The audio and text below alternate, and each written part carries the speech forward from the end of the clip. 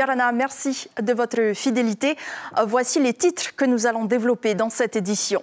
Les entreprises du BTP sont touchées de plein fouet par la hausse des coûts des matières premières, une flambée des prix que nombre d'entre elles sont obligées de répercuter sur les particuliers. Les devis bondissent de 20% en un an. L'épidémie de Covid-19 reprend doucement mais sûrement depuis une dizaine de jours. Plusieurs indicateurs le prouvent.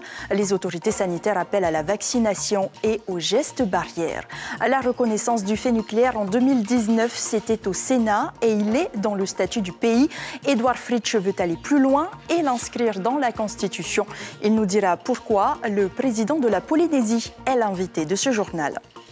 Et enfin, nous découvrirons la grotte aux pas de Uahuka. Elle se situe à la pointe Tekehu et contient une plage de sable où des traces de pas réapparaîtraient après chaque marée sans que quiconque y pose le pied. C'est notre Fénois d'avant de ce dimanche. La situation ne cesse de se dégrader alors que le coût des matières premières s'est envolé depuis le début de l'année. Le secteur du BTP est touché de plein fouet par la crise.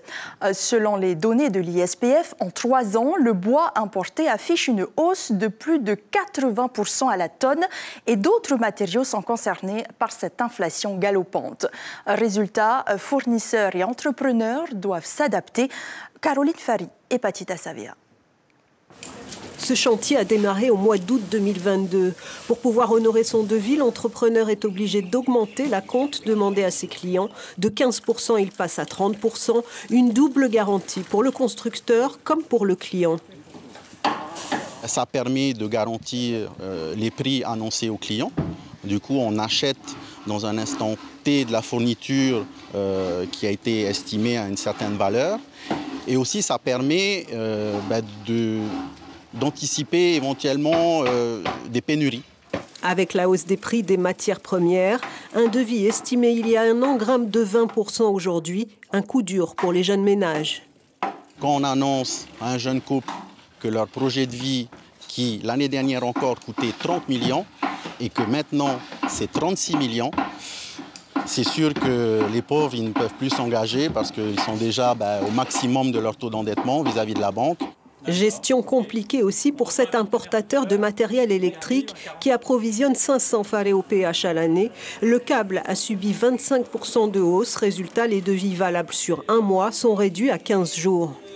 Avant, on arrivait à maintenir des prix sur 2-3 mois sans aucune difficulté. Aujourd'hui, ça n'est plus possible. Aujourd'hui, un fabricant de France, sur du câble par exemple, donne une validité de 48 heures sur une offre de prix. Donc c'est très compliqué à gérer. Donc nous, on peut garder 15 jours de validité sur les produits qu'on a en stock ici, mais les fabricants augmentent en permanence. Mais c'est sans doute le bois importé qui obtient la palme de l'inflation avec une hausse de plus de 80% à la tonne en 3 ans, d'où un ralentissement des ventes et un impact sur les marges. Sur 2022, au 30 septembre, on a de nouveau un plus 35% par rapport à l'année dernière. Ça a pénalisé aussi fortement nos taux de marge puisque pour certains marchés qui étaient signés en 2019, 2020 ou 2021 avant la hausse très soudaine, subite des prix, on a été obligé de tenir les engagements qui avaient été fixés et d'appliquer les tarifs qui étaient soit contractuels, soit commercialement, on a été obligé de tenir les engagements qu'on avait pris avec nos clients. Sans maîtrise du prix du fret et avec un dollar fluctuant, les perspectives pour 2023 sont plus qu'incertaines. Et on en parle tout de suite avec le président du pays, Édouard Fritsch. Yarana. Yarana, bonsoir à tous. Merci d'être sur Polynésie la première ce soir. On va parler de vos dernières déclarations, bien sûr, mais d'abord sur l'inflation.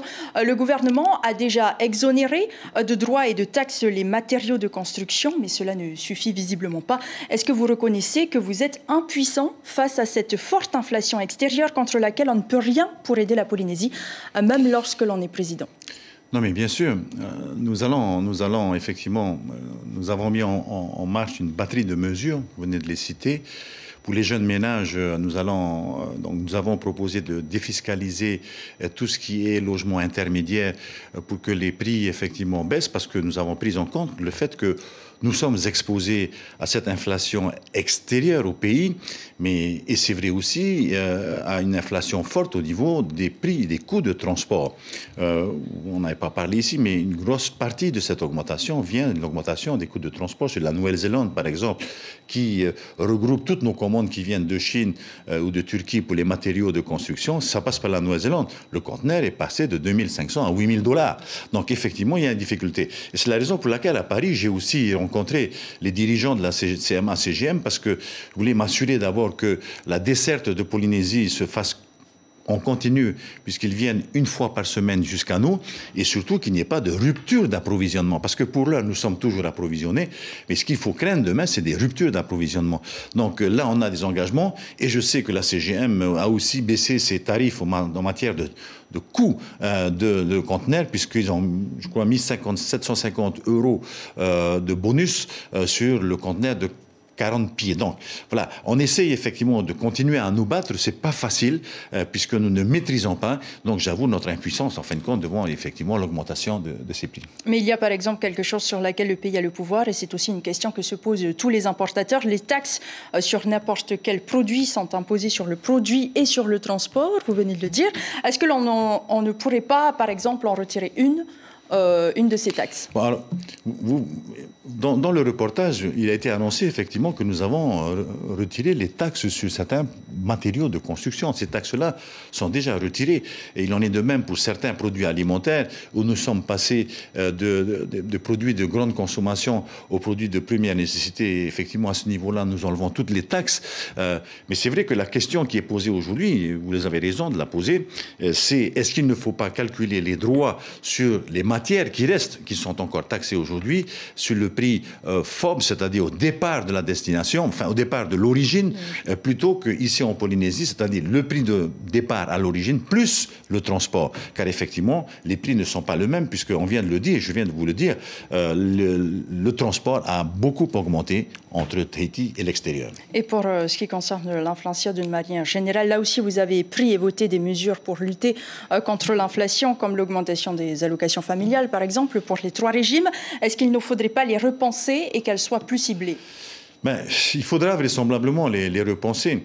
Mais je pense que dans le cadre de la réforme de la protection sociale généralisée, la PSG, nous allons commencer ces discussions dès l'année prochaine, il faudra effectivement mieux cibler pour les familles pouvant bénéficier, par exemple, des allocations familiales ou pour certaines personnes âgées qui vivent effectivement et qui entretiennent des familles.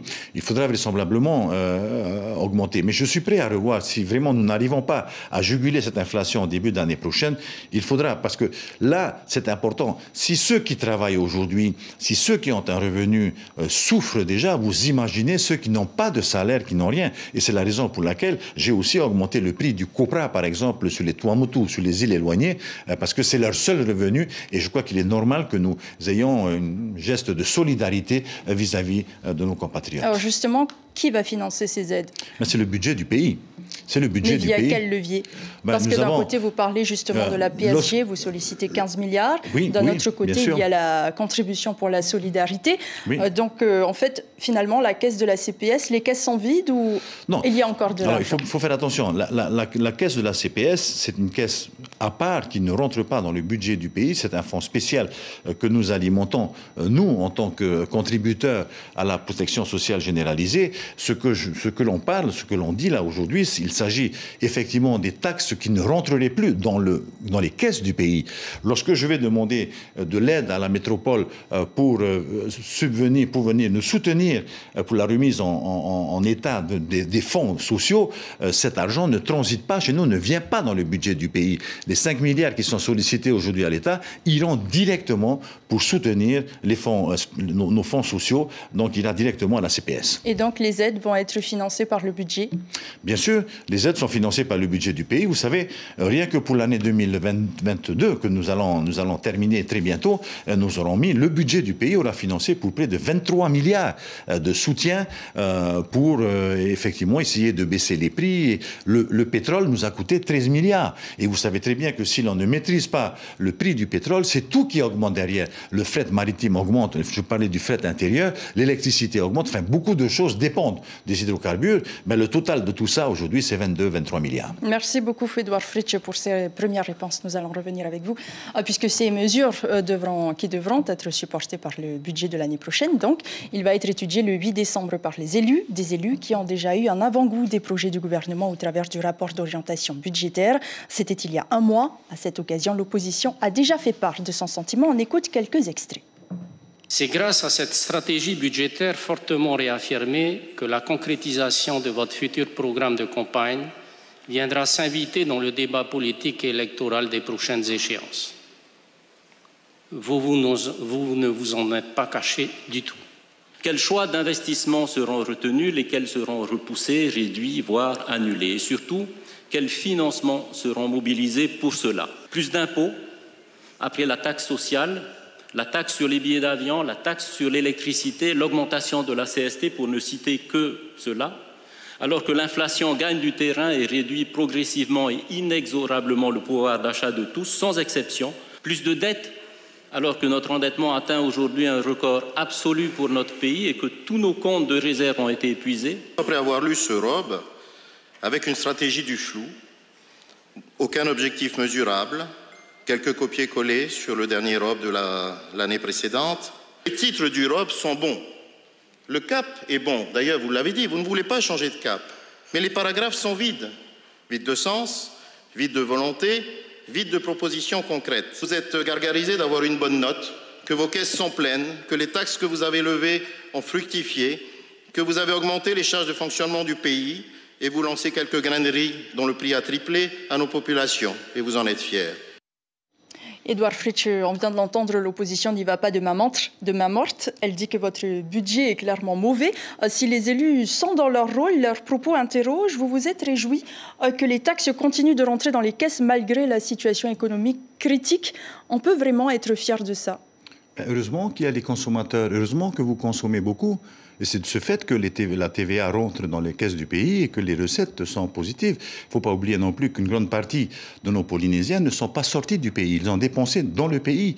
Et c'est la raison pour laquelle, effectivement, heureusement qu'il y a des taxes. Sinon, comment voulez-vous que j'aille financer d'un autre côté des personnes qui n'ont rien à manger. Toutes les aides? Comment voulez-vous que je finance? Je vous rappelle que depuis que je suis aux affaires 2018 à aujourd'hui, j'ai créé qu'une seule taxe. Ce n'est pas, le 1% n'est pas pour le pays. Le 1% qui a été créé, c'est une taxe qui va directement alimenter les caisses de la CPS. Mais nous n'avons jamais créé de taxe nouvelle. Je voudrais que ça soit clair. Ce que dit l'opposition, elle en est responsable. Et c'est normal, c'est leur rôle. Ils ne peuvent pas être d'accord avec moi. Sinon, ils seraient tous au tapura huiratira.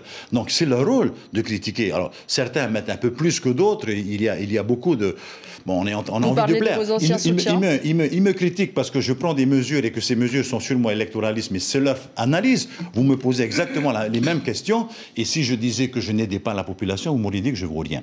Bien sûr que c'est ça. C'est ça. La réalité, elle est là. L'opposition joue son rôle. Ce qui est certain, c'est que le pays avance. C'est que je ne suis pas obligé d'aller continuer à mendier pour les caisses du pays. Je vais demander de l'aide aujourd'hui pour la CPS, parce que la CPS en a besoin et que c'est un fonds important pour le pays, pour la cohésion sociale. Le reste, ils peuvent me faire confiance malgré tout et on verra avec le budget. Vous parlez de mesures électoralistes. Je ne juge pas, bien sûr, mais ça y ressemble. Par exemple, si l'on compare aussi le budget dédié aux collectivités de l'an dernier avec celui de l'année prochaine, il passe de 3 à 9 milliards, soit du simple au triple. Par rapport aux communes. Par rapport aux communes, non, je n'ai pas augmenté. C'était dans le budget qui a été présenté à la commission. Je n'ai pas augmenté. Non, attendez, il ne faut pas tout confondre. Ce qui est dédié aux collectivités dans le budget du pays, c'est ce que nous gérons au niveau de la présidence. Il s'agit de la délégation au développement des communes. Ce budget n'a pas bougé. Il est au même montant. Vraisemblablement que le pays, effectivement, intervient auprès des communes pour d'autres sujets, mais les communes directement bénéficient du pays, ce fonds à la délégation des communes, et puis le FIP. Et c'est vrai que le FIP va augmenter sérieusement. Mais si le FIP augmente, c'est parce que les taxes rentrent. Et je n'ai pas voulu sevrer les communes, malgré la situation économique difficile du pays. Je rends aux communes ce dont elles ont droit, parce que j'estime effectivement que les communes contribuent aussi au développement de ce pays en intervenant auprès des familles, en intervenant sur le territoire de la Polynésie. Polynésie. Donc voilà, c'est de vrais partenaires que je prends en considération. Les communes, nous allons y revenir un peu plus tard, mais avant donc le budget qui va être adopté avec des indicateurs au vert selon le gouvernement. Oui. Mais voilà, comme ailleurs, la Polynésie n'échappe pas au virus. L'épidémie de Covid repart après plusieurs semaines de reflux. Peu de formes graves se développent, mais elles incitent au rappel de vaccination et aux gestes barrières. Reste à savoir si les Polynésiens sont prêts. On fait le point avec Lucille Guichet-Tirao et Teva Luvra. 72 nouveaux cas en 48 heures et 3 hospitalisations à Tahiti et Raiatea. La reprise épidémique du Covid-19 se confirme en Polynésie. Je sais pas, entendu. Oui, on a entendu parler à la télé par M. Pogna. Pour l'heure, peu de formes graves se développent. Toutefois, les autorités sanitaires insistent sur les rappels de vaccination et les gestes barrières, particulièrement pour les plus de 60 ans et les personnes avec des comorbidités. J'ai 63 ans, on me demande d'être vacciné, je n'ai jamais été vacciné. Et ce n'est pas aujourd'hui que je serai vacciné. Question de sécurité, on ne sait jamais, parce que le Covid, il ne va pas s'arrêter, il reviendra un autre jour comme ça. C'est à nous à faire attention. Voilà, ça veut dire quoi? Il ne faut pas seulement s'amuser et après on va aller juger le gouvernement. C'est à nous à faire attention. J'ai toujours porté le masque. Je crains, je sais que le virus est toujours là. Pendant ce temps-là, la Chine fait également face à une nouvelle vague épidémique, mais aussi de contestation, au cri de Xi Jinping démission. Des scènes inédites, les Chinois protestent contre la politique anti-Covid stricte qui impose quarantaine et QR code partout depuis 3 ans. Edouard Fritsch, la direction de la santé alerte, l'épidémie revient. Est-ce que vous pensez que les Polynésiens sont prêts à affronter une nouvelle vague, si nouvelle vague il y a? Ça dépend de nous. Ça fait pratiquement 2 mois que Daniel Pogna et son équipe informent de la situation. Et effectivement, le Covid n'a jamais disparu. Si nous avons été protégés, c'est parce que nous sommes protégés, parce que nous avons atteint 90% de taux de vaccination. Il faut revenir à l'essentiel. Si nous voulons échapper à cette crise du Covid, il faut continuer à nous vacciner. J'en suis à ma 5e dose et je ne veux pas rater. Dès que c'est possible, je le fais parce que je pense que la vaccination nous aura protégés. C'est ce qui nous a permis de relancer l'économie de ce pays depuis le mois de janvier dernier. Maintenant, il y a une poussée qu'il faudra effectivement que l'on réintègre ces centres de vaccination que nous ouvrons à la présidence ou ailleurs. Il faut se vacciner. Vous appelez à la responsabilité de chacun, donc? J'appelle à la responsabilité de chacun et puis surtout, protégeons-nous parce que c'est protéger nos personnes âgées, c'est protéger ceux qui sont en comorbidité. Alors, puisqu'on parle du Covid, vous êtes revenu sur un événement douloureux qui vous concerne, vous et quelques membres de votre gouvernement, qui a eu lieu pendant le Covid. Vous avez présenté vos excuses une 2e fois puisque vous n'aviez vous-même pas respecté les règles. On peut s'interroger sur la sincérité de ces excuses à la veille d'élections territoriales. Je m'en suis déjà ouvert à ma population lors des derniers vœux. Vous voyez les vœux que j'ai faits à la population. Mais j'ai vu effectivement que eux, comme moi, vous savez, moi-même, ça m'a fait beaucoup mal parce que j'ai demandé à la population de se protéger et chez moi-même, il y a des gens qui ne veulent pas se protéger. C'est malheureux parce que nous devons rester des exemples dans la vie quotidienne, dans notre vie publique. Et nous devons montrer les exemples que nous avons envie que la population suive. Donc, effectivement, j'ai demandé pardon. Je demande pardon parce que ce n'est pas... Effectivement, c'est quelque chose qui a touché, qui a blessé les Polynésiens et je veux que cette blessure se referme et qu'on reparte sur de nouvelles bases. Et c'est la raison pour laquelle, effectivement, devant la presse, je l'ai renouvelé. Mais j'ai envie de vous dire que tout cela, aujourd'hui, est un vieux souvenir. Ce qu'il faut que l'on prépare aujourd'hui, c'est malgré tout l'avenir. Vous reparlez du Covid, mais je suis très préoccupé, par exemple, par l'inflation qui se développe autour de nous. Je suis très préoccupé par la guerre en Ukraine parce que ça aura nécessairement des conséquences économiques chez nous. Enfin, il y a tellement de sujets sur lesquels nous devons nous orienter et nous concentrer, car c'est toujours pareil, c'est l'avenir de nos enfants qu'il faut que nous préparions travaillons dès aujourd'hui. Vous vous inquiétez de ces personnes dans votre entourage qui doivent donner l'exemple. Pour autant, aujourd'hui, il y a encore des membres de votre gouvernement qui ne sont pas vaccinés. Est-ce que vous allez les inciter, comme vous incitez aujourd'hui les Polynésiens à se rendre dans les centres de vaccination? J'incite tout le monde en permanence à se vacciner et je montre l'exemple moi-même. Et ceci dit, comme il vient d'être dit à la télévision, certains ne veulent pas, ils ne veulent pas se vacciner.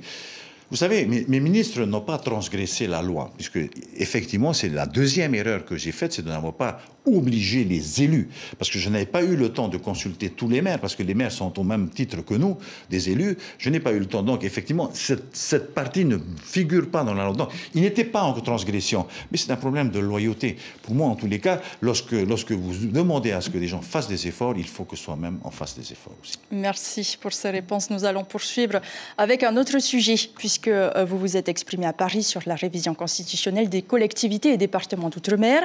Elle est prévue pour 2023.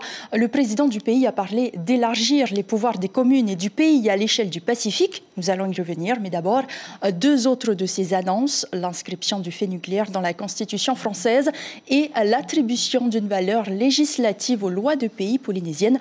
Les explications de Natacha Silagi et Mirko Vanfo. Je me sens obligé de réparer ce qui a été fait dans ce pays, même si c'est l'État français qui l'a fait. Mais j'ai besoin de l'État français pour réparer ce qui a été fait dans ce pays. Le président n'a pas changé d'avis. Il souhaite toujours faire évoluer le statut de la Polynésie avec l'aide de la France. Un statut d'autonomie qui voit le jour en 1977 avec Francis Sanfort, avant d'évoluer de façon significative avec l'élargissement des compétences de la Polynésie en 1984 avec Gaston Floss. La Polynésie se gouverne alors librement. Puis en 1996, 2003 et 2004, de nouvelles évolutions statutaires qui aboutiront en février 2019, sous la pression des indépendantistes et des associations antinucléaires, à la reconnaissance du fait nucléaire au Sénat et dans le statut d'autonomie. Aujourd'hui, c'est dans la Constitution française que le président du pays propose de l'inscrire, en modifiant l'article 74. Est-ce que ça va permettre à ceux qui sont nés après 1974 de présenter des dossiers? Non. Est-ce que ça va permettre les études sur la transmission générationnelle? Non plus. Donc, à vrai dire, voilà, ça fait peut-être du bien à l'ego. Écrit pour se faire plaisir parce que nous allons bientôt rentrer en campagne électorale, ça ne m'intéresse pas. Trouver des solutions concrètes pour que toutes les familles des travailleurs et des populations civiles victimes soient indemnisées, là, oui, on peut en parler. C'est plus un symbole politique, ça veut dire simplement que l'État reconnaît le fait nucléaire, reconnaît les conséquences et forcément aura un comportement qui va correspondre à cela. Autre annonce importante, donner aux lois de pays une valeur législative. À ce jour, les lois de pays votées à l'Assemblée de Polynésie sont toutes soumises au contrôle du Conseil d'État. Si elles devenaient loi à part entière, comme en Nouvelle-Calédonie, la loi de pays polynésienne serait alors uniquement validée par le Conseil constitutionnel. Ça tombe sous le sens, ça fait des années que les autonomistes prétendent qu'on fait la loi à Taprahoy, alors qu'on écrit juste des règlements, de la réglementation. Et ça fait des années que le Tabimurati dit que les lois de pays ne sont pas des lois de pays. Alors là, il y a des conséquences parce que ça permettrait à la Polynésie d'augmenter ce qu'on appelle le champ des possibles. On ne peut qu'être favorable à des choses qu'on a réclamées il y a plus de 20 ans. Mais à l'époque, tout le monde nous riait au nez. Modifier la Constitution française pour y inscrire le fait nucléaire, donner un pouvoir législatif aux lois de pays, jusqu'où peut aller l'autonomie et l'évolution du statut de la Polynésie française. Édouard Fritsch, vous allez loin aujourd'hui dans l'élargissement du statut d'autonomie. Où sont les limites jusqu'à l'indépendance? Je ne vais pas loin. Je n'ai pas demandé à ce que nos compétences soient accrues. Je demande à ce que la dette de la France à la Polynésie française soit protégée. Aujourd'hui, cette dette de la France apparaît dans le budget de la nation et peut être mise en cause d'une façon permanente. À chaque vote du projet de budget de la métropole, ils peuvent modifier. Vous parlez de la dette nucléaire. La dette nucléaire, près de 20 milliards de francs. Et je demande à nos députés de travailler dans ce sens. C'est bien d'aller parler, de critiquer les autonomistes. Mais moi, je crois qu'il n'y a plus. Là, ce n'est pas une guerre autonomiste, indépendantiste. Nous sommes sur l'intérêt du pays. Comme aujourd'hui, je me trouve bien seul à me battre pour que l'État vienne aider la CPS avec les 15 milliards que je demande sur 3 ans. Il n'y a personne qui vient me soutenir dans cette affaire.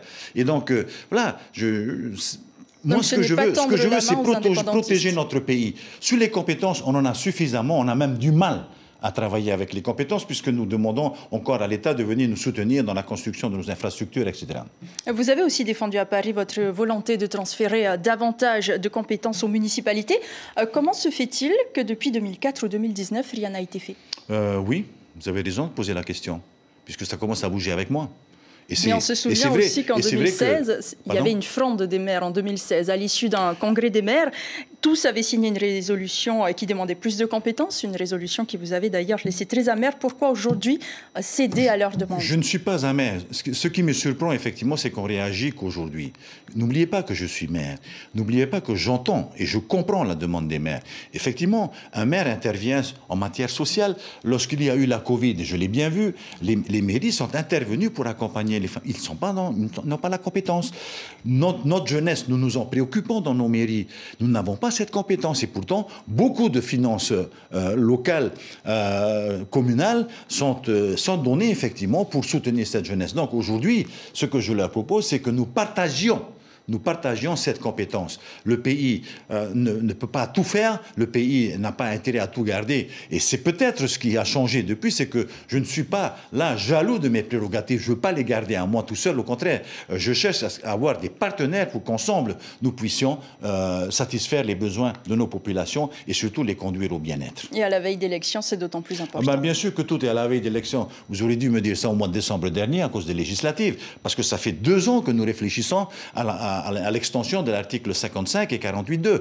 Ce n'est pas de maintenant. Bien sûr qu'on arrive à la fin du chantier, mais je crois que c'est pas l'intérêt de tout ce que je ferai sera électoraliste de toute façon. Donc, si je voulais, je vais mettre ça un petit peu de côté et je vais continuer à travailler. Merci beaucoup, Édouard Fritsch, d'avoir été notre invité ce soir. Je rappelle que le budget de la Polynésie sera étudié le 8 décembre par les élus de l'Assemblée de la Polynésie. Face aux multiples accidents de la route, les forces de l'ordre renforcent les contrôles routiers. Hier, les gendarmes étaient à Papara, des opérations qui semblent avoir peu d'incidence sur les comportements des automobilistes, entre conduite sous l'empire d'un état alcoolique, défaut de permis de conduire, d'assurance ou encore vitesse.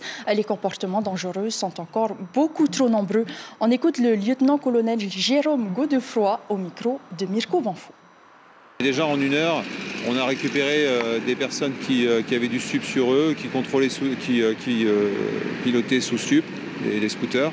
On a contrôlé des gens qui étaient en alcoolémie délictuelle.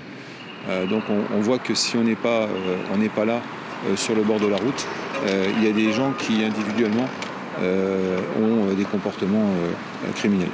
Quand on est dans un groupe de gens et qu'on a consommé d'alcool, s'il y en a un qui veut prendre la voiture et partir, il faut l'empêcher de partir. Et c'est plus que de la responsabilité individuelle, maintenant c'est de la responsabilité individuelle et collective. Enfin, notre Fénois d'avant, on remonte le temps et l'on s'arrête en 1989. Cette année-là, Benoît Sodo a réussi à entrer dans la grotte au pas de Ouahuka aux Marquises. Jusqu'à aujourd'hui, tabou. Cette grotte renferme un mystère et il nous est raconté par notre journaliste. Regardez.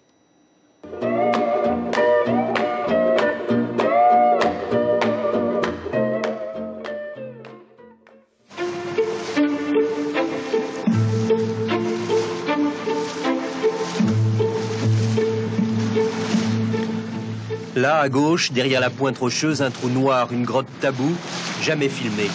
Parce qu'elle est difficile d'accès, mais aussi parce qu'elle fait un peu peur. Mer calme, ce matin, le débarquement se fait presque sans heurts, mais c'est exceptionnel, car le ressac ici peut être très fort. Impossible alors d'aborder, à moins de se mettre à l'eau et de slalomer entre les rochers à fleur de vagues. Ceci pour expliquer la suite. Qui viendrait ici pour le plaisir, à moins de vouloir jouer la version marquisienne de la baie des Trépassés? Qui? Personne. Et pourtant, le meilleur micro n'enregistrera que l'épais silence des lieux. Dans la main du maire, le Moripata scrute le noir. Pas longtemps, le mystère est là. Ces pas, ils ne viennent de nulle part, ils ne repartent nulle part. Des petits, des grands, jamais les mêmes. Ils renaissent de la marée qui les efface. Les gens qui viennent ou à qui on raconte prétendent plutôt qu'on ne voit pas bien les traces. Or ici, on voit très très bien. On voit même l'empreinte du gros orteil et les petits.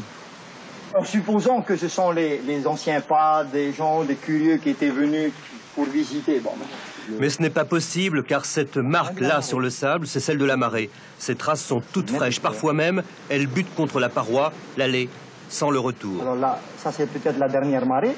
Regardez ici, c'est pareil, on voit très très bien les orteils aussi. Pas content le maire quand le touriste incrédule le traite de gogo. Car depuis des générations et des générations, les vieux racontent les pas qui hantent la grotte de Wauka. Les pas qui sortent de la mer et qui n'y retournent pas, ou bien qui sortent de la muraille, comme pour défier la logique. C'est vrai qu'à quelques encablures d'ici, un peintre se demandait un jour « D'où venons-nous et où allons-nous » C'est sur cette question de Paul Gauguin que se referme ce journal. Mais avant, voici l'information principale de ce dimanche. Le fait nucléaire et ses impacts inscrits dans la Constitution. Un vœu d'Edouard Fritsch pour sanctuariser la dette nucléaire, a-t-il déclaré sur ce plateau télévisé, pour ne pas que cette dernière disparaisse au gré des changements politiques du gouvernement central. L'actualité de la semaine sera marquée par le Forum public sur la congestion routière. Il se tient sur 2 jours à partir de demain. Jeudi 1er décembre, il s'agira de la journée mondiale de lutte contre le sida. Et enfin, vendredi débute le Téléthon, une opération de solidarité en faveur de la recherche. À la une de votre quotidien demain, Tahiti Info, titre sur de la culture, Huratapeiru 2022, la culture en offrande. Sur vos écrans ce soir, découvrez l'histoire d'un jeune prodige qui recherche par tous les moyens de sortir de son quartier pauvre pour s'épanouir. C'est la série David Makes Men, puis revivez le match opposant la Belgique au Maroc. Ce fut un plaisir de vous accompagner ce week-end. Demain, vous retrouverez Cybèle Plichard. Je vous souhaite une très belle semaine. Prenez soin de vous surtout et à bientôt.